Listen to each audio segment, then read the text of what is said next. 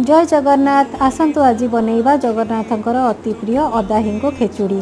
से मु प्रेसर गरम करी से गोटे चमच देसी घी नहीं जाइए। एबे से आमे अदा छेचा को पकई टिके कषि नबा। आधा चामच हिंगु को आमे एठी देई दबा, टिके ताको चलै नबा। तापरे एई देखंतु गोटे कप अरुआ चाउल को मु आधा घंटा आगु भिजे रखी ताको मध्ये एठी देई दबा। 1/4 कप कंचा मुग डाली जोटा मु राति सारा भिजे रखी ताको मध्ये एठी मु देई दोची। स्वाद अनुଯାयी लुण आउ आधा चामच चीनी आमे एठी देई दबा। सबू भल भाव गोलई से सेम मेजरिंग कप रे मु 2 कप पानी नहीं जाऊँगी। एबे प्रेशर कुकर ढांकुणी को बंद करी आमे याको 2टा सीटी दबा। 2टा सीटी हो जाइए। आसंतु चेक करबा खेचुड़ी होइछि कि नाही। एई देखंतु हमर खेचुड़ी पूरा परफेक्टली बनी जाइछि।